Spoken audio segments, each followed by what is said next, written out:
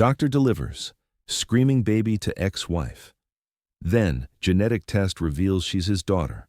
The surgical gloves snapped against Ben Crawford's wrists as Rochelle Lewis's screams tore through the delivery room. 3 years since their divorce, 3 years of silence, and now his hands, steady hands that had delivered hundreds of babies, trembled as he caught the infant girl sliding into the world. The baby's eyes opened, dark brown, unforgettable, just like his own mother's. His breath stopped. Rochelle's new partner stood in the corner, but those eyes told a different story. A story that would shatter everything. Ben's fingers worked with mechanical precision, clearing the infant's airway, assessing color and reflexes. The baby's cry was strong, 10 out of 10 on the Apgar scale, perfect in every medical sense. But when those tiny eyes locked onto his face, Ben felt the ground shift beneath his feet. Those eyes, dark brown with flecks of amber catching the harsh hospital lighting. He'd seen those exact eyes every morning of his childhood, staring back at him from across the breakfast table. His mother's eyes. The mother who'd died of an aneurysm when Ben was 23, drowning in medical school debt. The mother whose death had driven him to specialize in obstetrics, determined that other mothers would survive childbirth even if his own hadn't lived to see him graduate. And now her eyes stared at him from the face of a newborn who couldn't possibly be his. Dr. Crawford? Tanya Brooks' voice cut through his spiraling thoughts. The delivery nurse had worked with Ben for 5 years and knew his reputation for unshakable calm. But Tanya's dark eyes were sharp with concern as she watched him stand, frozen. Ben forced himself into motion. Apgar is 10. Healthy cry, good color, strong reflexes. His voice sounded tight and controlled when it should have been warm with joy. He placed the baby on Rochelle's chest, and the moment his hands released their precious burden, he felt the loss like a physical ache. Rochelle's face was flushed with exertion, her natural hair plastered to her forehead with sweat, but she was still the most beautiful woman Ben had ever seen. 3 years hadn't changed that. "She's perfect," Rochelle breathed, tears streaming down her face. Ben remembered another time he'd watched her cry, standing in their apartment doorway with divorce papers in her hands, telling him she couldn't be married to a ghost anymore. "Congratulations," Ben managed, stepping back to give Darius Watkins room to move closer. Darius was tall and professionally dressed even in this moment, sharp jawline, neat fade, the kind of man who probably had his retirement plan to the decimal point. Everything Ben had failed to be during his marriage, present, attentive, emotionally available. "She's beautiful, baby," Darius murmured, kissing Rochelle's temple. His hand rested possessively on her shoulder, and Ben felt something dark twist. In his chest. He was the doctor. Darius was the partner. Ben had lost the right to feel anything 3 years ago. Ben busied himself with medical necessities, clamping and cutting the umbilical cord, delivering the placenta, checking for tears. His hands moved through familiar motions while his mind raced with impossible calculations. The baby looked full term, 40 weeks, maybe overdue based on her size, which meant conception roughly 40 weeks ago. Late March, early April. Ben's mind snagged on a date that made his pulse stutter. The hospital gala. 13 months ago. March 15th. He'd been divorced for 18 months by then. The papers signed, the assets divided, the life they'd built together, dismantled with ruthless legal efficiency. He'd thrown himself into work with single-minded determination, building a reputation as the best obstetrician in the hospital. And then he'd walked into that ballroom and seen Rochelle across the crowded room. She'd worn a deep purple dress that made her brown skin glow under the chandelier lights. Her hair had been in long box braids that night, and when she'd laughed at something her companion said, Ben had felt the sound in his bones. He'd had 3 drinks for courage and crossed the room before he could talk himself out of it. They'd talked, laughed, admitted they missed each other. The conversation had been easy in a way nothing had been during the final year of their marriage. One thing had led to another, his car in the parking garage, his apartment 15 minutes away, his bed, where they'd fallen into each other with the desperation of addicts falling off the wagon. The next morning, she'd been gone. Only a note remained on his prescription pad. "This doesn't change anything. We're still wrong for each other. Please don't contact me." He'd respected her wishes. thrown himself deeper into work, tried to forget the way she'd felt in his arms. But if that night had resulted in, "Dr. Crawford, I need you for the examination." Tanya's voice pulled Ben back to the present. He examined the baby with professional thoroughness, checking weight, testing reflexes, measuring length and head circumference. Every assessment confirmed this was a healthy, full-term baby girl. And those eyes. God, those eyes followed him as he worked, seeming to stare into his soul with the kind of recognition that shouldn't be possible in a newborn. "She's 7 pounds, 9 ounces, Tanya reported, 20 inches long, perfect scores across the board." Ben finished and stepped back, allowing Tanya to return the baby to Rochelle for feeding, which meant Ben needed to perform the postpartum examination on Rochelle herself, medical necessity, hospital protocol. But he'd never had to examine his ex-wife 20 minutes after delivering a baby who might, impossibly, terrifyingly, be his own daughter. Ben approached Rochelle's bedside. Darius had stepped aside to take phone photos, documenting the moment with attention to detail. "Rochelle, I need to check for any tearing and make sure everything is healing properly," Ben said, keeping his voice professionally neutral. "It'll be uncomfortable but necessary." She nodded without meeting his eyes. "I understand." Ben positioned himself for the examination, and the moment his gloved hands made contact with Rochelle's skin, he felt her entire body tense. He knew this body, had known it intimately once, the way she shifted her hips slightly to the left when nervous, the way her breathing changed when she was trying not to cry. Every inch of her was familiar territory he'd mapped during the years when she'd been his whole world. His fingers worked with practiced efficiency, checking for tears, palpating her abdomen. Every touch was clinical, professional, appropriate.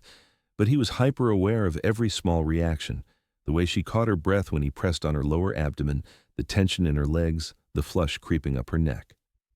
"Everything looks good," Ben managed. "No significant tearing. Your uterus is contracting well. You did beautifully, Rochelle." The use of her first name hung in the air between them, improper, too familiar, revealing. Tanya's eyebrows rose fractionally. He stripped off his gloves and stepped back. "The nurses will help you with feeding and answer any questions. I'll check in before my shift ends." "Thank you, Dr. Crawford." Rochelle's voice was barely above a whisper, but her hands trembled as she adjusted the baby's position, and Ben knew, he knew, that she felt it too. The impossible recognition, the timeline that didn't make sense, but somehow did. The eyes that couldn't be coincidence. He fled the delivery room with as much dignity as he could muster, heading to the staff restroom. Once safely behind the locked door, Ben gripped the edge of the sink and stared at his reflection.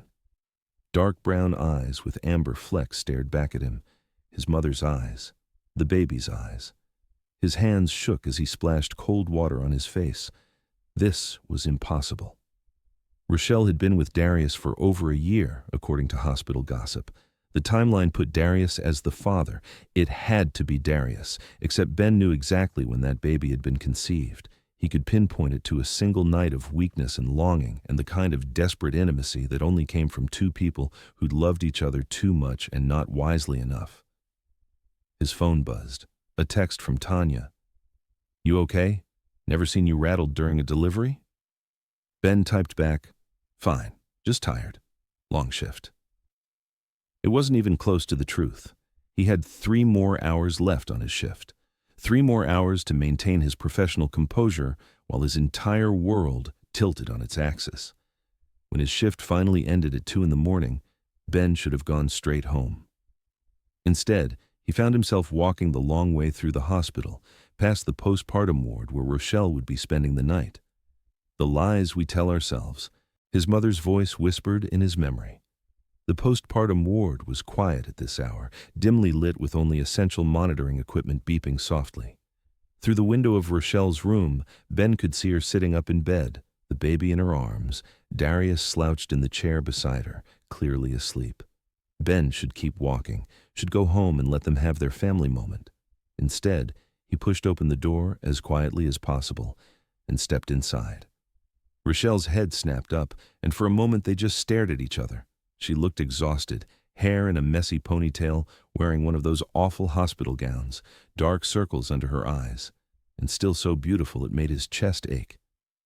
"I couldn't leave," Ben admitted quietly. Not without checking on you both one more time.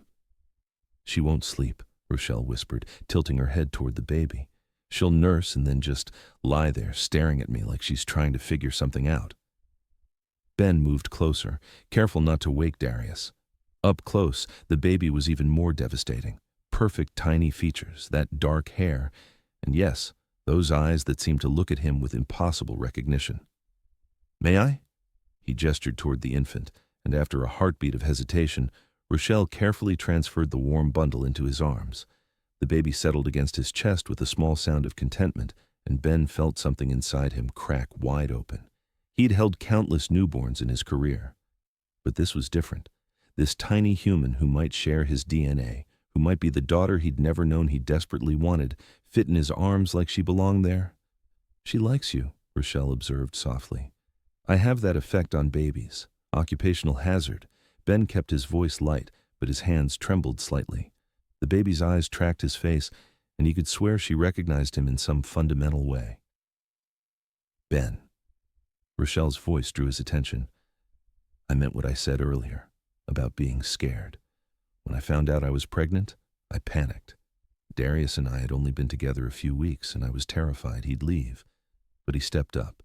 He went to appointments, bought baby supplies, talked about being a father like it was something he'd always wanted. He seems like a good man," Ben managed, though the words tasted like ash. "He is. He's stable and present and everything you—" She stopped herself, but the unspoken words hung in the air anyway. "Everything you weren't." "Everything I wasn't," Ben finished for her. "I know. Rochelle, I know I failed you.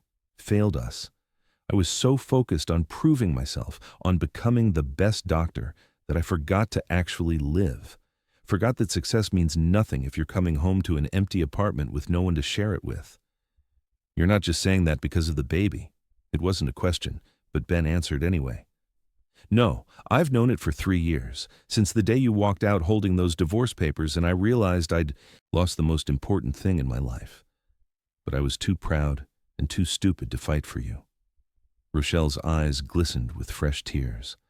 "I should have fought harder, too. Should have made you hear me instead of just leaving. We were both so young and so sure we were right." The baby chose that moment to yawn, a tiny sound of contentment, and they both looked down at her. In sleep, her features had relaxed into that perfect peace only newborns achieved. "She's beautiful," Ben whispered. "Whatever the test says, she's absolutely perfect." "Ben, if she's yours, when we know for sure," he interrupted gently, "we'll figure it out, together. But Rochelle, I need you to understand something." He looked up from the baby to meet her eyes directly. "I meant what I said earlier. Test or no test, I'm not walking away from you. These 3 years without you have been the loneliest of my life. I've thrown myself into work, built a reputation, accomplished every professional goal I set. And none of it matters. None of it fills the hole you left." A tear rolled down Rochelle's cheek. "Don't say things like that. Don't give me hope when—" "When what? When you're with someone else? When the timing is terrible? When everything is complicated beyond measure?" Ben's voice was fierce now, urgent. "I don't care. I've spent 3 years being careful and professional and emotionally closed off. I'm done with that. I want you back, Rochelle. I want us back. And if this baby girl is ours, then I want to be the father I should have been ready to be during our marriage." Darius stirred in his chair, and they both froze. But he just shifted position and continued sleeping. Ben carefully transferred the baby back to Rochelle's arms, and the brush of their hands sent electricity up his spine. 3 years, and the attraction hadn't dimmed even slightly.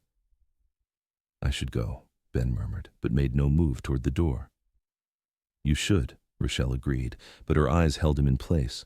They stared at each other in the dim light, the baby between them, Darius sleeping in the chair, and everything unsaid hanging heavy in the air. Then Rochelle's hand reached out and caught his, their fingers intertwining for just a moment, a touch that was comfort and promise and acknowledgement all at once. "Tomorrow," she whispered. "We'll figure out the test tomorrow." "Tomorrow," Ben agreed.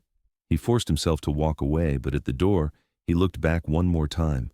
Rochelle was watching him with an expression that made his heart stutter, longing and fear and something that looked dangerously close to hope. Outside in the hallway, Ben finally let himself process everything that had happened.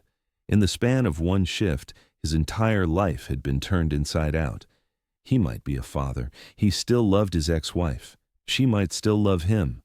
And they'd just agreed to take a paternity test that would either confirm the most beautiful complication of his life or destroy the fragile hope that had taken root in his chest.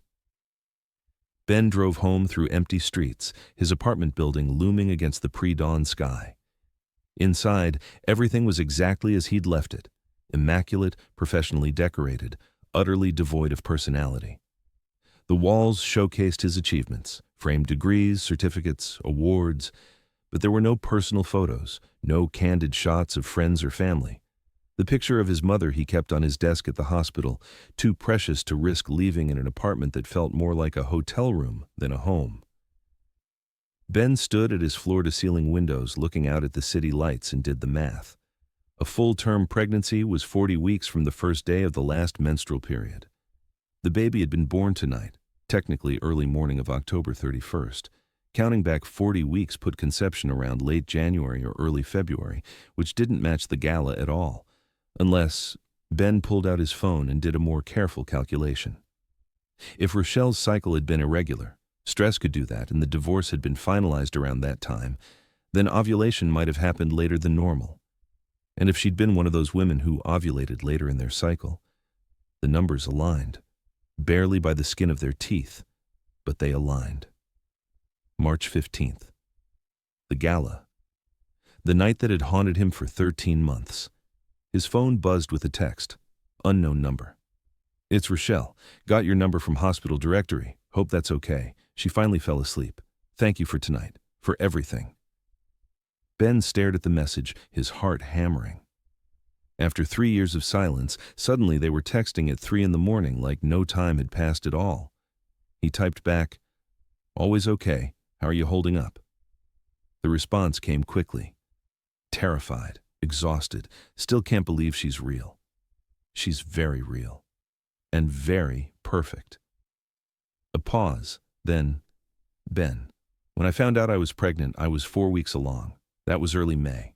I did an online calculator and it said conception was probably mid-April. So I convinced myself it had to be Darius because we'd been together since March 20th-ish. Ben's mind raced through the implications. But if your cycle was off, or if you ovulated late, then the calculator was wrong. Then she could be yours. We'll know soon, he typed. Try to get some rest. You too. And Ben? Yeah? I'm glad you were there tonight. I know it's complicated, but I'm glad it was you. Ben set the phone down with shaking hands. He'd spent 3 years telling himself he was fine. That work was enough. That he'd made the right choice prioritizing his career over everything else. But tonight, holding that baby girl with his mother's eyes while Rochelle watched him with an expression that said, maybe, just maybe, they could find their way back to each other. Tonight he'd realized that all his accomplishments meant exactly nothing. He'd won the career and lost the life. And if the universe was giving him even the smallest chance to fix that mistake, he was going to take it. Consequences be damned. Ben closed his eyes, but sleep was a long time coming. When it finally arrived, his dreams were full of dark eyes and midnight confessions and the weight of a newborn who might be his daughter, nestled perfectly in his arms like she'd always belonged there. Have you ever had to face someone from your past at the most vulnerable moment of your life? Tell me your story in the comments, let me know where you're watching from, and hit subscribe if this story is already pulling at your heartstrokes. Chapter 2. 3 days passed in a strange limbo. Ben returned to his regular shifts, delivering babies and providing prenatal care and going through the motions of his carefully constructed professional life. But every spare moment, his thoughts drifted to delivery room 3 and the impossible possibility that had taken root there. Rochelle was discharged the day after delivery. Ben had been in surgery during her checkout, which was probably for the best, but she'd texted him, "Heading home. Baby's doing great. Still need to schedule that test we discussed." He'd responded, "I'll set it up. Take care of both of you." Now it was Friday afternoon, 3 days post-delivery, and Ben sat in his office staring at a pediatric appointment request. Rochelle Lewis, requesting a follow-up for her newborn daughter. The appointment had landed on his desk due to scheduling conflicts. He should hand it off, should maintain proper boundaries. Every professional instinct screamed at him to pass this case to someone else. Instead, Ben confirmed the appointment for Monday morning and tried not to think about how desperate he was to see them again. The weekend dragged. Ben called in a favor with Rebecca Stein, the hospital's genetic counselor, and arranged for a discreet paternity test. Rebecca had asked no questions, just gave him the information he needed and wished him luck. Monday morning arrived with cold October rain. Ben's first patient canceled, which meant he arrived at the office with 30 minutes to kill before Rochelle's appointment. At 9:45, his medical assistant knocked. "Your 9:30 is here, Dr. Crawford." Ben stepped into the hallway. Through the examination room window, he could see Rochelle struggling with an infant car seat, trying to maneuver it through the doorway while balancing a diaper bag. He was moving before he consciously decided to help, pushing open the door and taking the car seat from her hands. "Let me get that." Rochelle looked up, and for a moment, they just stared at each other. She wore jeans and a soft sweater that made her skin glow, her hair pulled back in a simple ponytail. No makeup, exhaustion evident in the shadows under her eyes, and still so beautiful it hurt to look at her. "Thank you," she managed. "Everything is so much heavier than I expected." "That's what they don't tell you about parenthood," Ben said. "It's 90% logistics." "Where's the other 10%? "Sheer terror that you're somehow doing it all wrong." He smiled and she returned it, tentative but real. The baby was awake, staring up at them with those devastating eyes. Ben's heart did something complicated in his chest. "How's she doing?" Ben asked, pulling his professional demeanor around himself. "Any concerns?" "She's eating constantly, like every hour and a half, 2 hours max. Is that normal?" "Completely normal. Cluster feeding is very common in the first few weeks. Her stomach is tiny, maybe the size of a walnut right now, so she needs frequent small meals." Rochelle nodded, but he could see tension in her shoulders. "I had to start supplementing with formula. My milk came in, but I don't think I'm producing enough." "Formula supplementation is perfectly fine," Ben interrupted gently. "Fed is best, always. You're not failing her by supplementing." "That's not what it feels like." Rochelle's voice cracked slightly. Ben wanted to reach for her, to offer comfort beyond words. "You're doing an amazing job," he said instead. "Seriously, Rochelle, new motherhood is brutal. Give yourself some grace." She looked at him with something that might have been gratitude or might have been longing. "When did you get so good at the supportive words thing?" "I've had 3 years to practice what I should have said during our marriage." The words hung in the air between them, heavy with implication. Ben examined the baby with professional thoroughness, checking weight gain, testing reflexes, examining the healing umbilical stump. The infant was thriving by every measure. But when Ben checked her hips, a routine part of newborn examinations, his hands positioned her legs in a way that required him to lean close to Rochelle. Too close. Close enough to catch that familiar scent of cocoa butter and vanilla. Close enough to hear her breath catch slightly. Their eyes met over the baby's body. "Ben," Rochelle started.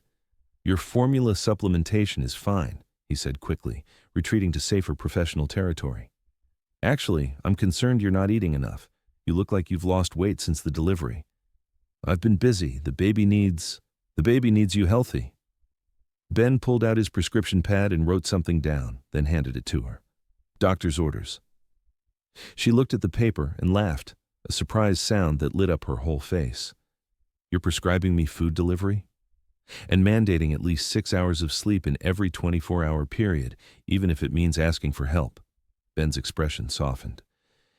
"You can't pour from an empty cup, Rochelle." An awkward silence fell. The baby made a small sound, and Rochelle looked down at her with such tenderness that Ben's chest ached. "We need to talk about the test," Rochelle said quietly. "I know, I've already spoken with Dr. Rebecca Stein. She can do a non-invasive paternity test. Just a cheek swab for the baby and a blood draw for me. Results in 7 to 10 days. 10 days. Rochelle's voice was barely above a whisper. "We'll know soon." "And then what?" She looked up at him, eyes swimming with unshed tears. If she's yours, what happens to Darius? He's been there for every appointment, every ultrasound. He's bought all the baby furniture, painted the nursery. I can't just... We'll figure it out, Ben interrupted gently. Whatever the results say, we'll navigate this together. But Rochelle, he deserves to know the truth. They both do. I know. A tear spilled over. I never meant for things to get this complicated. Ben crossed to her without thinking, his hand reaching out to wipe away the tear. The moment his thumb touched her cheek, electricity sparked between them, 3 years of distance vanishing in an instant. Neither did I, he murmured, but here we are. They stood frozen, his hand on her face, the baby between them, everything unsaid hanging in the charged air. Then Rochelle's free hand came up to cover his, holding it against her cheek for just a moment before pulling it away. I should go, she said, but made no move toward the door. The baby chose that moment to start fussing, breaking the spell. Rochelle busied herself gathering the diaper bag while Ben secured the infant back in her car seat. At the door, Rochelle paused. Ben, whatever the results say, I meant what I said in the hospital, he interrupted. I'm not walking away. Not from you, not from the possibility of us. I've spent 3 years regretting every choice that led to our divorce. I won't make that mistake again. Rochelle's eyes glistened with fresh tears. You can't say things like that. I'm with Darius. We're building a life together. He thinks she's his daughter. Is he? Ben took a step closer. Because Rochelle, I've seen the way you look at her, the way you looked at me in that delivery room. You know, don't you? Deep down, you know she's mine. I don't know anything. The words came out sharp, defensive. I'm confused and exhausted and hormonal, and having you say things like this just makes everything harder. Good, Ben said fiercely. It should be hard. The easy choice would be to pretend that night never happened, to let Darius believe he's the father. But Rochelle, we both know you didn't come here just for a routine checkup. You came here because you needed to see me, needed to know if I felt it too. Feel what? This. He gestured between them. The fact that 3 years in a divorce and every rational reason to stay apart haven't changed a damn thing. I still love you. I never stopped. The confession hung in the air like a grenade.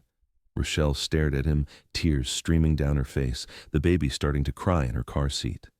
I have to go, Rochelle said, and this time she meant it. She grabbed the car seat and fled. That evening, Ben's phone rang. Rebecca Stein's voice came through. Dr. Crawford, I have Rochelle Lewis here in my office. She'd like to schedule the paternity test, and she's requesting you be present for the initial consultation. Ben's heart kicked into overdrive. I'll be right there. When Ben arrived at Rebecca's office, he found Rochelle sitting across from Rebecca's desk, the baby asleep in her car seat beside her. Thank you for coming, Rebecca said, gesturing for Ben to take the empty chair next to Rochelle. Ben sat, hyper-aware of Rochelle beside him. She wouldn't look at him directly as Rebecca explained the testing procedure. The test is non-invasive for the baby, just a simple cheek swab. For you, Dr. Crawford, we'll need a blood sample. Rebecca's tone was professional, completely neutral. The test can determine paternity with 99.9% accuracy. And the timeline for results? Rochelle asked. 7 to 10 business days typically, though I've put a rush on this one. You should have results by end of next week at the latest. What happens if the test confirms Ben is the father? Rochelle's voice caught. What are the legal implications? Rebecca glanced between them. That's really a question for a family law attorney. But generally speaking, biological paternity establishes certain rights and responsibilities. Custody, child support, medical decisions, all of that would need to be legally determined. And if there's another man who believes he's the father? Rochelle's hands twisted in her lap. Then things become more complicated, Rebecca admitted. But biology doesn't lie. Rochelle nodded slowly, and Ben watched a tear slide down her cheek. Without thinking, he reached over and took her hand. She stiffened for a moment, then her fingers curled around his, holding on like he was an anchor in a storm. We'll get through this, he murmured, whatever the results say. Rebecca stepped out to give them a moment. Rochelle's hand was still in Ben's, and now she gripped it tighter. I'm so scared. I know. What if she's yours and I've already messed everything up? What if Darius leaves and you decide you don't actually want this responsibility and I end up alone? Ben turned to face her fully. "Look at me." She did, reluctantly. "I'm not going anywhere," he said fiercely. "Whether she's biologically mine or not, I'm not walking away from you. Not this time. I meant what I said earlier. I've spent 3 years regretting the choices that ended our marriage. I'm not making those mistakes again." "You don't know what you're saying. A baby changes everything." "I know exactly what I'm saying." Ben's hand came up to cup her face. "And yes, a baby changes everything. But Rochelle, you changed everything the moment you walked down that aisle 7 years ago. The divorce didn't erase that. Distance didn't erase it. Nothing could erase what we had." "What we had wasn't enough," she whispered. "I loved you so much it hurt, and it still wasn't enough to make you choose me over your career." The words hit like a physical blow. "You're right. I failed you. I was so focused on proving myself that I forgot the whole point was building a life worth living. A life with you." Rebecca returned, and they proceeded with the samples. She swabbed the baby's cheek. The infant barely stirred. Then she drew Ben's blood, labeling everything carefully. "Results by next Friday," she confirmed. "I'll call you both directly." In the parking lot, Ben walked Rochelle to her car. The October evening was cold, and he automatically shrugged out of his jacket to drape it over her shoulders. She pulled the jacket tighter around herself, and Ben caught the way she buried her nose in the collar for just a second, breathing in the scent of him. "I need to tell Darius," she said quietly, "about the test, about the possibility that she might not be his. Do you want me there?" "No. This is something I need to do alone." She looked down at their joined hands. "But Ben, whatever happens, when he finds out, things are going to get ugly. I can handle ugly." They stood there, the space between them charged with possibility. Ben's hand lifted toward her face, and Rochelle's eyes fluttered closed in anticipation. Then her phone rang. She glanced at the screen. "It's Darius." "Go," Ben said. "Take care of both of you." She got in her car with one last long look at him, and Ben watched her taillights disappear into the night. The week crawled by. Ben worked his shifts and tried not to obsess over his phone. Rochelle texted once. "Told Darius about the test. He's not handling it well. Staying at his brother's place for a few days." Ben responded, "I'm sorry. Are you okay?" "We're fine. Just sad and confused. Talk soon." Friday morning arrived. Ben was between patients when his phone rang. Rebecca Stein's name on the caller ID made his heart stop. "Dr. Crawford," Rebecca's professional voice came through. "The paternity test results are back. Can you come to my office?" "I'll be there in 10 minutes. Rebecca was waiting for him, a manila envelope on her desk. "I've already called Rochelle. She's on her way. I thought you'd both want to hear the results together." They waited in loaded silence until Rochelle arrived 15 minutes later, slightly out of breath. She looked exhausted, but when her eyes met Ben's across the office, he saw the same terrified hope he felt in his own chest. "Have a seat," Rebecca said gently. They sat, and Ben's hand found Rochelle's automatically. She gripped his fingers hard enough to hurt. Rebecca opened the envelope. "The results are conclusive. Dr. Crawford, you are the biological father. Probability of paternity is 99.9%. The words echoed in the sudden silence. "She's mine. That beautiful, perfect baby girl is mine." Ben's vision blurred with tears. Beside him, Rochelle made a sound that was half sob, half laugh, and suddenly they were both crying and laughing and clinging to each other like drowning people finding shore. "We have a daughter," Rochelle whispered against his shoulder. "Ben, we have a daughter." "I know." His arms tightened around her. "I know." Rebecca gave them a moment, then cleared her throat gently. "I'll give you both copies of the results. You'll need them for establishing paternity legally. I'd recommend consulting with a family law attorney." They stumbled out of her office, still holding hands. In the hallway, they stood facing each other, and the magnitude of everything crashed over them. "I need to tell Darius," Rochelle said, her voice steadier now.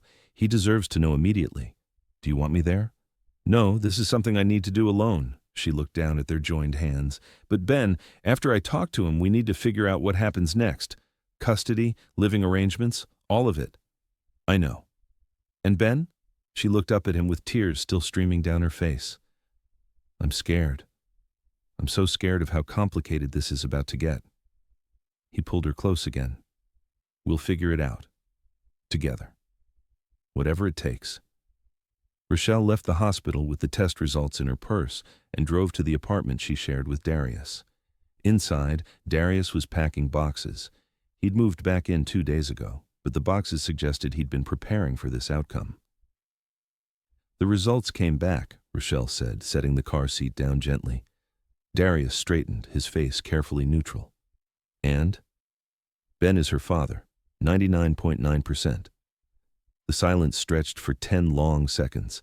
Then Darius sat heavily on the couch, head in his hands. I knew. When you told me about the test, I knew, but I kept hoping. I'm so sorry, Rochelle's voice cracked. Darius, I never meant to hurt you. When I found out I was pregnant, I genuinely thought she was yours. The timeline was close, and I wanted it to be true. The ex-husband you never stopped loving, Darius finished, looking up at her. Be honest, Rochelle. Did I ever have a real chance with you? The question cut deep because it was fair. You were kind and present and everything I told myself I needed. But you're right. I never fully let go of Ben. I tried so hard to move on. But then he walked into that delivery room, and I realized I'd been lying to myself for 3 years. About still loving him. Yes. Darius nodded slowly. Pain etched across his features. I felt it, you know. The way you looked at him. The way your whole body reacted when he was near. I told myself I was paranoid, but I knew. I'm so sorry, Rochelle said again. Me too. Darius stood, returning to his packing. I'll be out by tonight. My brother said I could stay with him. Darius, don't. His voice was sharp now. You let me believe that baby was mine. Let me bond with her, buy furniture, paint a nursery. Let me plan a future that was never real. I didn't know. You suspected, he countered. Maybe you didn't want to know for sure, but you suspected. He was right. I don't know what else to say, she whispered. There's nothing to say. Darius taped another box shut. You want him? You've got him. But Rochelle, don't expect me to stick around and watch you rebuild your life with the man who wrecked you the first time. He left an hour later, boxes loaded into his car, apartment keys on the kitchen counter. Rochelle stood at the window watching his taillights disappear and felt the full weight of her choices. The baby began to cry. She lifted her daughter and sank onto the couch, preparing to nurse while tears streamed down her face. It's just us now, she whispered. You, me, and your father, who we barely know anymore. I hope I made the right choice. Her phone buzzed with a text from Ben. How did it go? Rochelle typed back with one hand. He's gone. Moved out. It's done. I'm sorry. Me too. Ben, I need some time to process all this. Can you give me a few days? The response took longer to come. Finally, take all the time you need. But Rochelle, I'm here. Whatever you need, whenever you need it. I'm not going anywhere. She wanted to believe him, wanted to trust that this time would be different, but 3 years of disappointment made faith difficult. Thank you, she typed back, then set her phone aside and focused on her daughter. Their daughter. One day at a time. That's all she could handle right now. Have you ever had your past and present collide in a way that changed everything? Sometimes the universe has plans we can't predict. Tell me about a time when unexpected truth reshaped your life. Drop your stories in the comments, let me know where you're watching from, and hit that subscribe button. This story is about to get even more complicated. Chapter 3. Ben spent the weekend in strange limbo, wanting desperately to see Rochelle and the baby, but respecting her need for space. His best friend Samuel called Saturday evening. Heard the test results came back. Congratulations, Dad. Thanks, I think. Ben collapsed onto his couch. I'm a father, Sam. I have a daughter I've met exactly twice. Nobody knows how to be a father until they do it. You'll figure it out. Will I? Because Rochelle needs space, and I want to respect that, but I also want to be involved. Then start making the changes you know you need to make, Samuel said bluntly. Show Rochelle through your actions that you've learned from your mistakes. She can't trust words anymore. You taught her that during your marriage, So give her something concrete to believe in. After they hung up, Ben pulled up the employee portal and composed an email to Helen Brunswick, the hospital administrator who'd mentored him since residency. Helen, he typed, I need to talk to you about reducing my hours and exploring positions with better work-life balance. I know this is sudden, but I have personal circumstances that require me to make changes.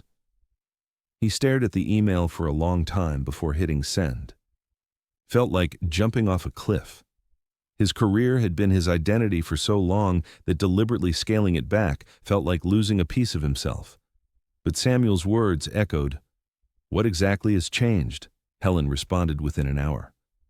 Let's meet Thursday afternoon. I might have some options for you. The week crawled by. Ben met with Helen to discuss alternative positions. Rochelle texted once more. Can we talk? I know I said I needed space, but I think we need to have an actual conversation about what happens next. Ben's heart kicked into overdrive. When? Tomorrow? You could come by around 10. I'll be there. Sunday morning, Ben bought coffee and pastries, Rochelle's favorites, and drove to her apartment. She answered the door in yoga pants and an oversized sweatshirt, exhausted and beautiful. Hi, she said softly. Hi, I brought sustenance. He held up the coffee and pastries. A ghost of a smile crossed her face. You remembered my favorites. I remember everything about you. They sat on opposite ends of the couch, the baby sleeping in the pack-and-play. Ben couldn't stop staring at his daughter. She's perfect, he breathed. She is. Rochelle's voice was thick with emotion. Ben, we need to talk about logistics. Custody, visitation, how we're going to co-parent when we barely know how to be in the same room without... She gestured vaguely between them. Without what? Without wanting things we probably shouldn't want. She met his eyes directly. I need you to understand something. Darius left. I hurt someone good because I couldn't let you go. If we're going to co-parent our daughter, we need clear boundaries. We need to be parents first and deal with everything else later. The words made sense. They were rational and responsible, but Ben's heart rebelled against them. What if I don't want to deal with everything else later? He asked quietly. Ben? No, let me say this. You're right that we need to figure out co-parenting. You're right that our daughter has to come first. But Rochelle, I didn't take that new job just to be a present father. I took it because I want my life back. The life I threw away when I chose career over you. Rochelle's eyes filled with tears. You can't just say things like that. Why not? It's the truth. Because I'm vulnerable and scared and exhausted. And when you say things like that, I want to believe you. I want to ignore every red flag and just fall back into you. Then do it. Ben moved closer, closing the distance between them. Fall back into me. Let me catch you this time. What if you drop me again? The question hung in the air, raw and honest. Ben reached out and took her hand. Then you walk away. And I live with knowing I had 2 chances and blew them both. But Rochelle, I'm not going to drop you. I've spent 3 years learning what life is like without you, and I never want to live like that again. A tear rolled down her cheek. I'm so scared. I know. So am I. But maybe we can be scared together? Rochelle laughed, a watery sound. That's your romantic pitch? Be scared together? I'm out of practice. She looked down at their joined hands. I loved you so much during our marriage, loved you so much it physically hurt when you'd choose work over me, again and again. And eventually, I realized that love wasn't enough. You were right, Ben said, throat tight. Love wasn't enough because I didn't back it up with action. But Rochelle, I'm different now. I'm taking the clinic job. 40-hour weeks, minimal on-call. I'm starting therapy to deal with the issues that made me use work as an escape. I'm making concrete, permanent changes. Therapy? Samuel convinced me I've been running from my mother's death for 12 years. He's probably right. Rochelle's expression softened. Your mom would have loved her, would have loved knowing you're a father. I know. Ben looked at the baby. I see her in our daughter's eyes every time I look at her. It's like getting a piece of her back.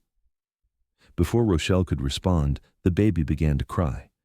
They both moved instinctively toward the pack-and-play, hands tangling as they reached for their daughter. Ben lifted the infant carefully, and she settled against his chest with immediate contentment. "She likes you," Rochelle observed, moving to stand beside him. They stood there, both of them holding the baby, close enough that Rochelle's arm pressed against Ben's, and something settled in the space between them. Not resolution exactly, but possibility. "I don't know how to do this," Rochelle admitted quietly. "Co-parent with someone I'm still in love with, but don't trust not to hurt me again." Ben's breath caught. "You're still in love with me?" "I never stopped." She looked up at him, tears streaming freely. "I tried. God, I tried so hard to move on. But Ben, you're it for me. You've always been it. And that terrifies me because you broke my heart once, and I don't know if I could survive you doing it again." He shifted the baby to one arm and used his free hand to cup Rochelle's face. "I love you. I loved you at 23 when we got married. I loved you at 28 when you left. And I love you now at 35 with our daughter between us. That has never changed, Rochelle. That will never change. Love wasn't enough before, because I didn't know how to balance it with everything else, but I'm learning. Taking the clinic job is step 1. Getting into therapy is step 2.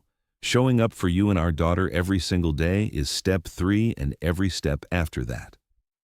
They stood in waited silence. Then the baby made a small, hungry sound, and the moment shifted. The week that followed established a new routine. Ben came over Monday, Wednesday, and Friday evenings to help. He'd arrive after his shift with dinner, and they'd eat together while the baby slept. Then, Ben would handle the 8 o'clock feeding while Rochelle showered or just collapsed on the couch. It was domestic and comfortable and torture for Ben, who wanted nothing more than to pull Rochelle into his arms. But he respected her boundaries, maintained appropriate distance, and focused on proving through consistent action that he was serious. Friday evening, Ben arrived with Thai food and found Rochelle's sister Trina there. She had the baby in her arms, making ridiculous faces. "Ben," Trina said coolly, "didn't know you'd be here. I come by Mondays, Wednesdays, and Fridays to help." Trina handed the baby to him, a transfer that felt like a test, and crossed her arms. "You broke my sister's heart 3 years ago, chose your job over her every single time. Now you're back because there's a baby involved. Why should any of us believe this time will be different?" "Because I'm different," Ben said, meeting her gaze steadily while the baby nestled against his chest. "I know that's not enough. I need to prove it through consistent action. But Trina, I spent 3 years realizing what an idiot I was. I'm not making that mistake again." "So you say now, but what happens when a patient needs you at 3 in the morning? I've taken a new position with controlled hours. I'm starting therapy, and I'm showing up every week because that's what fathers do." Trina studied him. "I want to believe you. But Ben, if you hurt her again, I will personally make your life a living hell. Are we clear?" "Crystal." "Good." Trina's expression softened fractionally. "She's in love with you, you know. Never stopped, even when she was with Darius. It was painful to watch." After Trina left, the evening continued in their comfortable routine. But tonight, Rochelle kept watching him with an expression Ben couldn't quite read. "What?" he finally asked. "I got a call from the conference organizers in Chicago. They'd love to have me present on postpartum support systems." "That's wonderful. Are you going to go?" "I don't know. It means leaving the baby for the weekend." "She'll be fine with Trina for 2 days. And Rochelle, this is important for your career. You should go." "Would you want company at the conference?" Ben's heart kicked into overdrive. "Are you asking if I want to spend a weekend in Chicago with you? I'm asking if we can figure out how to exist in the same city without it being catastrophically awkward." "Ben, if I go to Chicago, we need to be clear about expectations. Separate hotel rooms, professional boundaries, no blurring lines between co-parents and whatever else we might want to be." Her words were sensible, mature, but Ben's entire being rebelled. "And if I can't promise to maintain those boundaries?" he asked quietly. Rochelle's breath caught. "Ben, I'm serious. You're asking me to spend a weekend in Chicago with you and pretend I don't want more than co-parenting. Pretend that sitting next to you right now isn't taking every ounce of self-control I possess." We agreed to take things slow. "I know, but Rochelle, there's going to come a point where slow isn't enough anymore, where I need to know if we're working towards something or if I'm just fooling myself." She looked at him with those devastating eyes. What if I told you I don't know? That I'm terrified and hopeful and confused all at once? Then I'd say that's honest, and I'd rather have honest than easy. They sat in weighted silence. Then the baby began to fuss, and Rochelle moved to pick her up, but Ben's hand caught hers. Come to Chicago. We don't have to figure everything out this weekend, but let's at least give ourselves the chance to try. Okay, she whispered. Okay. The week before Chicago passed in a blur. They'd agreed to fly separately, but Ben had arranged for their hotel rooms to be on the same floor. Friday afternoon, Ben's flight landed first. He checked into the hotel and sent Rochelle a text. Landed safely, room 1847. Let me know when you get in. Her response came 20 minutes later. Just landed. Trina sent me 12 photos of the baby already. She's fine. I'm not fine, but she's fine. Want to grab dinner when you're settled? Give me an hour. Meet you in the lobby at 7. At 7 sharp, Ben waited in the lobby. When Rochelle stepped off the elevator, his breath caught. She wore a simple black dress that hugged her curves, her hair loose. She was devastating. You look beautiful, Ben said. You clean up pretty well yourself. They walked to a small Italian restaurant 2 blocks away. They ordered wine and pasta, and for the first few minutes, conversation stayed safely professional. Then Rochelle set down her wine glass. Can we be honest for a minute? I thought we were being honest. We're being polite. That's different. She took a breath. Ben, I'm terrified, not just about leaving the baby. I'm terrified about being here with you, about what it means that I wanted to come, even though every rational part of my brain said it was a bad idea. Why is it a bad idea? Because you're my ex-husband, who I never stopped loving despite every reason I should have. Because we have a daughter together, which complicates everything. Because adding romantic feelings into this mix feels like asking for disaster. Ben reached across the table and took her hand. What if it's not a disaster? What if it's the missing piece we've both been looking for? Or what if we try again and it fails again, except this time we hurt our daughter in the process? I can't promise we won't fail, he said quietly. But Rochelle, I can promise that I'm not the same man who let you walk away 3 years ago.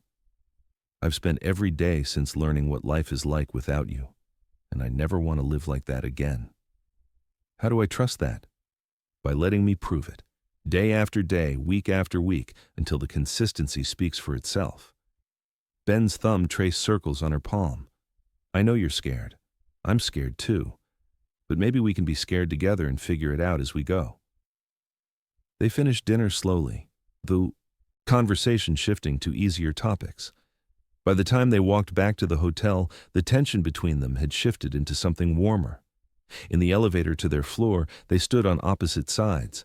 The elevator dinged at their floor. They stepped into the hallway and Rochelle checked her phone.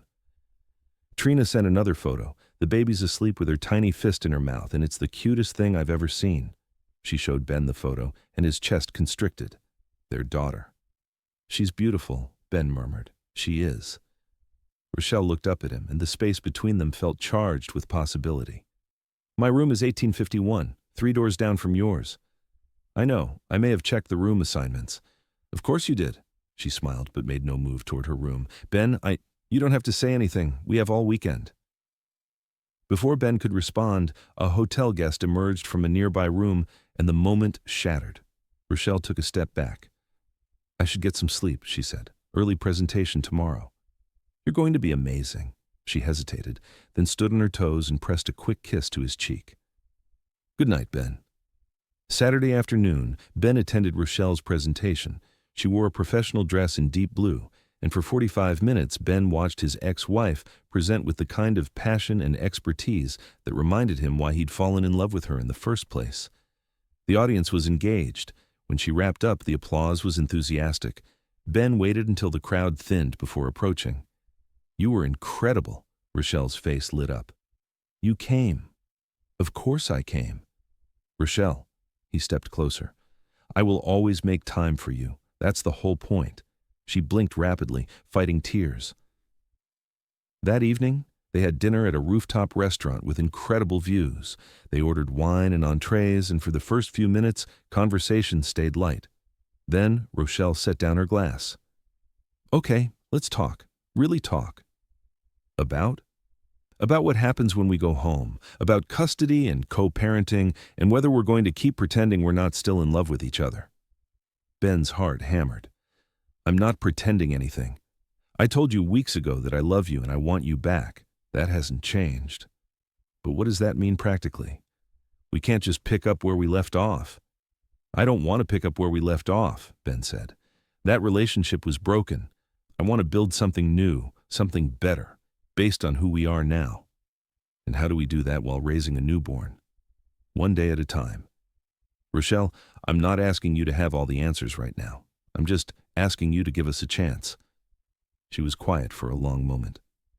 "During our marriage, I felt invisible. You'd look at me but not really see me. Your mind was always somewhere else. Eventually, I stopped trying. We became roommates who occasionally had sex instead of partners building a life." The words cut deep because they were true. "I heard you," he said quietly. "Not then. I should have. But I hear you now. And Rochelle, I will never make you feel invisible again. You are the most important person in my life. You and our daughter. Everything else is just noise." You say that now.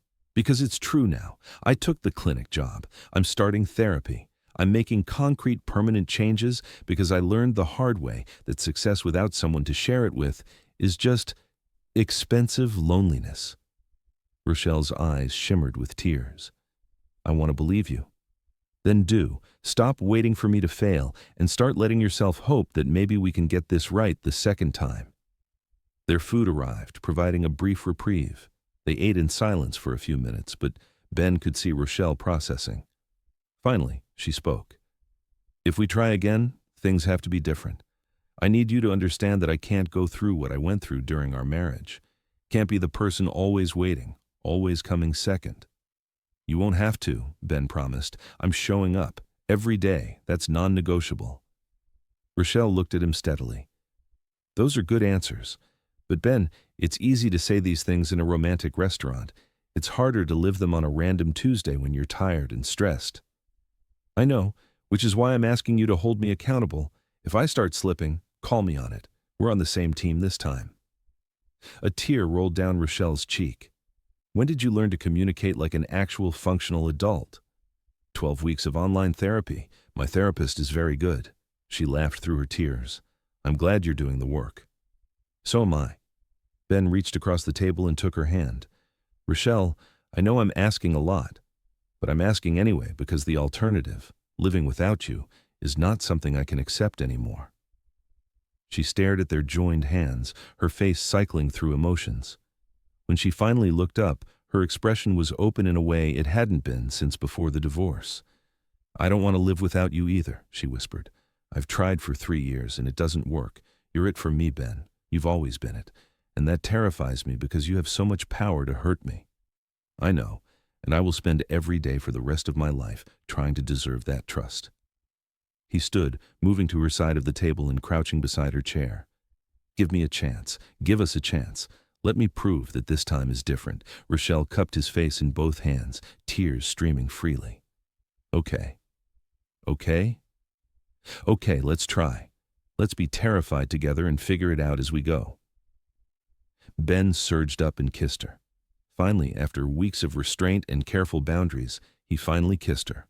And Rochelle kissed him back with 3 years of pent-up longing. When they broke apart, both breathing hard, Ben rested his forehead against hers. "Come back to my room." "Ben, I know it's fast, but Rochelle, I need you. Need to hold you and be with you and not spend another night alone." She searched his face, and whatever she saw there convinced her. "Okay." They left the restaurant, hands clasped, walking back through the cold November night. In the elevator, they stood close enough for Ben to catch that familiar scent of cocoa butter and vanilla.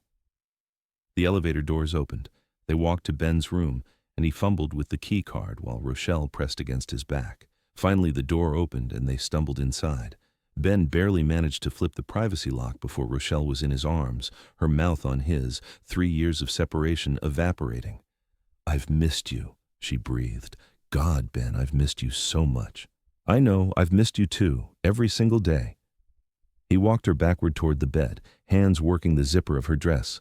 When her dress pooled on the floor, Ben stopped and just looked at her. "What?" she asked, suddenly self-conscious. "You're so beautiful. You've always been beautiful. But Rochelle, this version of you, stronger and more certain, you're absolutely breathtaking." Fresh tears welled in her eyes. "I had your baby 2 weeks ago. My body is—" "Perfect," Ben interrupted. "Your body is perfect because it's yours, because it created our daughter." Rochelle pulled him down to the bed, and they fell into each other with the kind of intimacy that came from years of knowing someone. But this was also different, weighted with everything they had lost and everything they might rebuild. Every touch was a promise, every whispered word a vow. When they finally came together, it wasn't frantic or desperate. It was deliberate, choosing each other with full knowledge of the risks. Ben moved slowly, watching Rochelle's face. Her hands mapped his back, nails digging in when he found the rhythm that had always undone her. "I love you," he murmured. "I love you. I love you. I love you."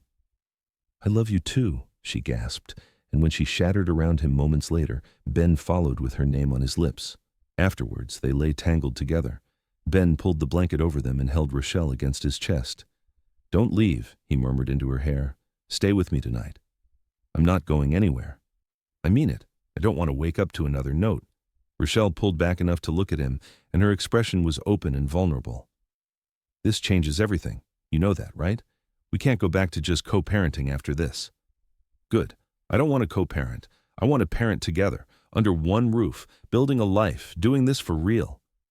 "Ben, that's—" She stopped, seeming to realize she was arguing against what she actually wanted. "That's really what you want. Not just visiting hours, but actual family. That's all I want. You, me, and our daughter. Everything else is just details we'll figure out." Fresh tears spilled down her cheeks. "I'm scared I'll wake up tomorrow and realize this was just a beautiful dream. Then I'll spend tomorrow proving it's real. And the day after that, and the day after that, until you stop being scared." When dawn finally broke over Chicago, Ben watched Rochelle sleep in his arms and made a silent promise. "I'll do better this time. I'll be the man you raised me to be, Mom. I promise." Chapter 4. Monday morning, they flew home on the same flight. Ben had rearranged his ticket to sit beside Rochelle, and they spent the 3 hours holding hands, making plans, and FaceTiming with Trina to see their daughter. At baggage claim, they stood close while waiting for their luggage. "I'm going to pick up the baby from Trina's," Rochelle said. "Want to come with me?" "Always." They drove separately but arrived at Trina's apartment within minutes of each other. Trina answered the door holding a sleeping baby and grinned at their joined hands. "Took you too long enough," she said, handing the infant to Rochelle. "She's been perfect." "Thank you," Rochelle said, her voice thick with emotion as she held her daughter close. 2 days had felt like an eternity. At Rochelle's apartment, Ben helped carry everything inside and then stood awkwardly in the living room, suddenly uncertain of his place. "Stay," Rochelle said. "You don't have to leave unless you need to get home. I don't need to be anywhere except here." They spent the evening in domestic bliss, Ben handling the 7 o'clock feeding while Rochelle caught up on laundry, then both of them collapsing on the couch while the baby dozed. Around 9, his phone rang. Helen Brunswick's name on the caller ID made his stomach drop. "I need to take this," he said, stepping into the hallway. "Ben, sorry to call so late." Helen's voice was apologetic but urgent. "I know you're transitioning to the clinic next month, but we have a situation. Dr. Patterson called in sick, and we have 2 patients in active labor. I know it's your night off, but Helen, I can't." The words felt foreign on his tongue. For 12 years, "I can't" had never been an option. "I'm sorry, but I'm with my family. Call Dr. Ridge. He owes me coverage from last month." A pause. "Your family?" "Ben, when did you—" "It's complicated. I'll explain later. But Helen, I meant what I said about making changes. I'm not available for emergency coverage anymore unless it's truly life or death." "Understood. I'll call Dr. Ridge. And Ben, I'm glad you're figuring out the work-life balance." After he hung up, Ben returned to find Rochelle watching him with an unreadable expression. "You said no to the hospital." "I did, even though they needed you. They needed a doctor. I'm not the only one available. But you and our daughter need me specifically, and I'm choosing you." Rochelle's eyes filled with tears. "That's the first time you've ever done that. In 7 years together, you've never once told the hospital no." "Then I'm glad tonight was the first time. It won't be the last." She crossed to him and kissed him deeply. "Thank you for choosing us. I'll choose you every time. That's a promise." The next 2 weeks established a new routine. Ben spent every night at Rochelle's apartment, helping with feedings and diaper changes, cooking dinner, and just being present.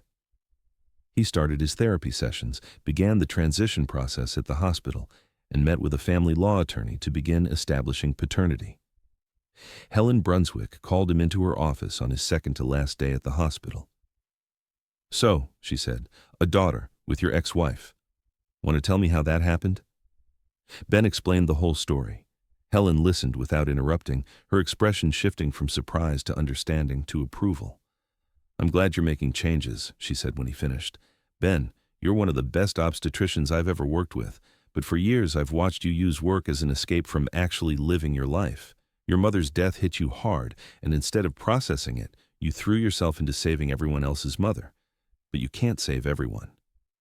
"I'm learning that." Good. The clinic will be lucky to have you. And Ben, bring your family to the farewell party next Friday. Show these young residents that it's possible to be an excellent doctor and an excellent father." The farewell party was held in the hospital's conference center. Ben arrived with Rochelle and their daughter, and the moment they walked in, conversation stopped. Whispers rippled through the crowd, staff who'd worked with Ben for years who were now seeing him with his ex-wife and newborn. Samuel Ridge was the first to approach, grinning widely. "She's beautiful, looks just like you." "She has my mother's eyes." "I know, I see the photo on your desk every day." Samuel turned to Rochelle. "I'm glad you two figured it out." They worked the room together, Ben introducing Rochelle to colleagues, Rochelle charming everyone with her intelligence and warmth, the baby sleeping peacefully through the chaos. It felt right, having his family here. Helen Brunswick gave a speech about Ben's contributions to the hospital. Then she added, "And I'm thrilled to see him starting this new chapter with the work-life balance he's always deserved. Ben, you've taught us all about professional excellence. Now go teach us about living well, too." The applause was genuine and warm. After the party ended, Ben helped Rochelle load the baby into the car. "That went well," Rochelle observed. "It did. Thank you for coming." "Where else would I be? You're my—" She stopped, seeming to realize she'd been about to say husband. "You're my person. Of course I'd be here." Ben caught her hand and brought it to his lips. "Say it." "Say what?" "What you were going to say. That I'm your husband." "You're not. We're divorced." "Legally, yes. But Rochelle, in every way that matters, you're my wife. You've been my wife since you were 23. The paperwork was just a formality that we temporarily got wrong. Ben, marry me. Again. For real this time. Not because we're young and in love and think it'll be easy, but because we're older and wiser and know it'll be hard, and we're choosing to do the work anyway." Rochelle stared at him, tears streaming down her face. "Are you proposing in a hospital parking lot?" "I'm proposing in the place where I delivered our daughter, where our lives changed forever." He pulled a small box from his pocket. "Rochelle Lewis, will you marry me again?" She opened the box to find a simple band with 3 stones, past, present, future. It was perfect. "Yes," she whispered. "Yes, I'll marry you. Again. For real this time." Ben slid the ring onto her finger, then pulled her into a kiss that tasted like tears and joy and second chances. Around them, a few colleagues who'd lingered applauded. "Let's go home," Rochelle said, smiling through her tears. "Home sounds perfect." The month that followed was a whirlwind. Ben officially started his position at the Women's Health Clinic. He attended therapy twice a week, and he moved into Rochelle's apartment temporarily while they house hunted. Their daughter thrived. At 6 weeks old, she was starting to smile, Real smiles. And Ben swore she recognized him when he came home from work. 2 weeks before the wedding, disaster struck. Ben arrived home from the clinic to find Rochelle pacing with a screaming baby, tears streaming down both their faces. "She won't stop crying," Rochelle said, her voice ragged with exhaustion and fear. "I've tried everything. Ben, something's wrong." He took the baby gently, examining her with professional precision, while his heart hammered with parental terror. Fever check, normal. Color, good. Breathing, clear but rapid. Abdomen, slightly distended. "How long has she been crying?" 3 hours, maybe 4. Ben's mind raced through possibilities. "Did she eat today?" "Yes, but she spit up more than usual. And she's been pulling her legs up.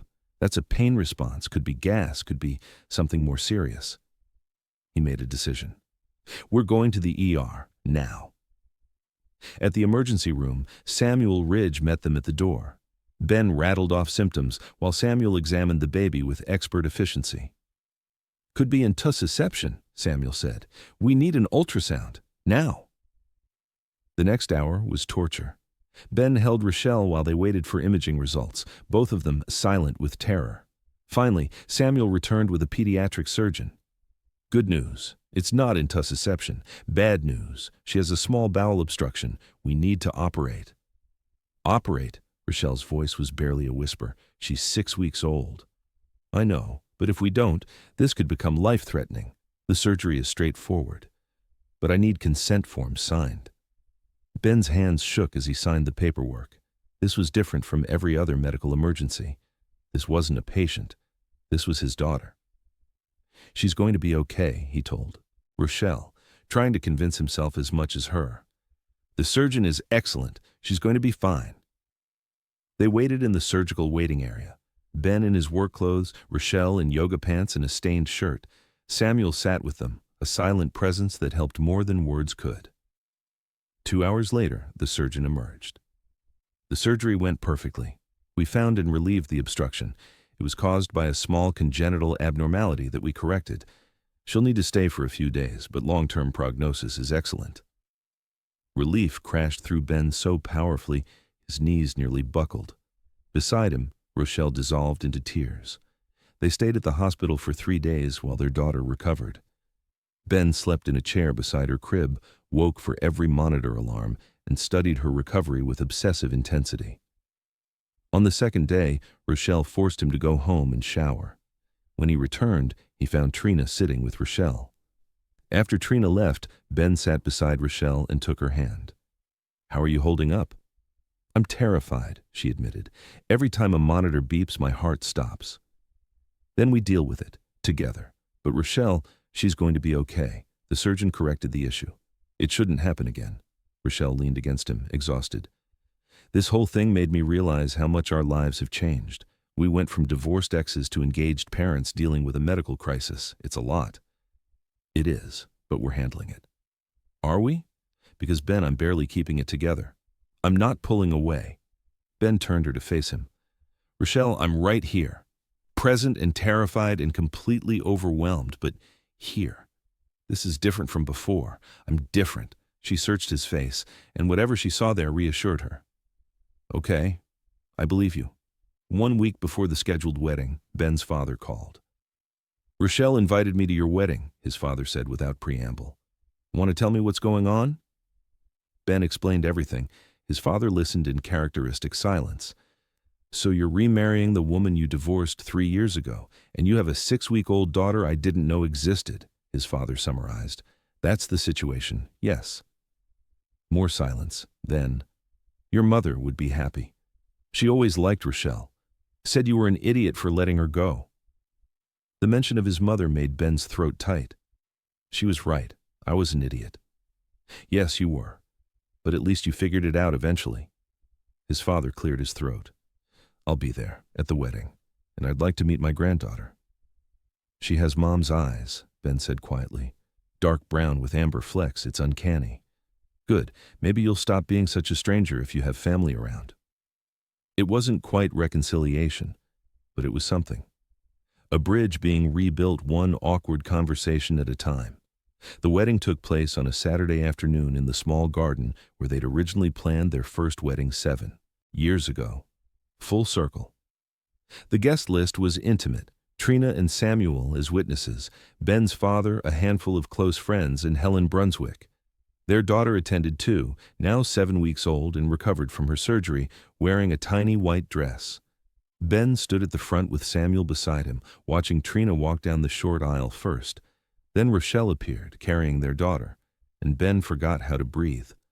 She was breathtaking, not because of the dress or the setting, but because she was his, choosing him again despite every reason not to, trusting him with her heart even though he'd broken it once before. When she reached him, she handed the baby to Trina and took Ben's hands. The officiant began the ceremony. "Marriage is a leap of faith," the officiant said. "Ben and Rochelle have already taken this leap once. Today they're taking it again, not because the first attempt failed, but because they've learned that love is a choice you make every day, not a one-time decision." When it was time for vows, Ben went first. "Rochelle, I stood in a different garden 7 years ago and promised to love you forever. I meant those words, but I didn't understand what they actually required. I thought love was just a feeling. I was wrong. Love is showing up.